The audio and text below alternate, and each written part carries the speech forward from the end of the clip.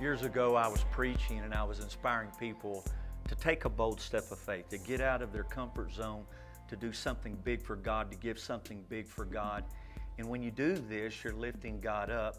He in turn will lift you up. And I said, it's time for you to drive a stake in the ground. This was so vivid in my memory. Doing that is like declaring that this territory is mine. That you can't take it from me. I'm crossing the line and it's a point of no return.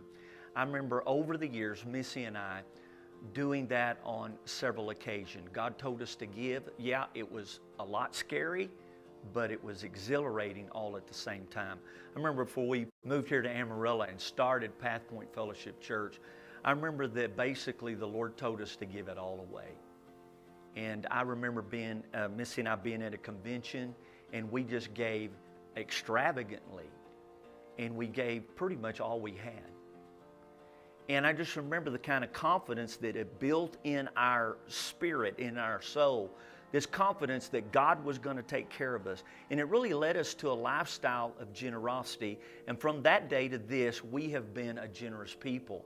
It also brought us to this place of understanding our authority and what rights we actually have because of this great relationship that we have with God.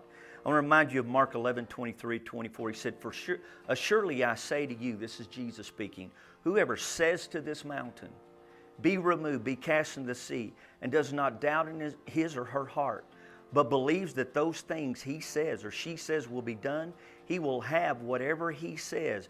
Therefore I say to you, whatever things you ask when you pray, believe that you receive them, and you shall have them." You know, we were confident in our faith in God, and we still are today. But I'm going to tell you why. Because we believe that God told us to be generous just like Him. And because we believe we have a right, the authority, to command and to demand mountains to be moved. You know, it's one thing to talk about it, it's another thing to put action to it. So here's our next move today. Drive your stake in the ground of the land of generosity.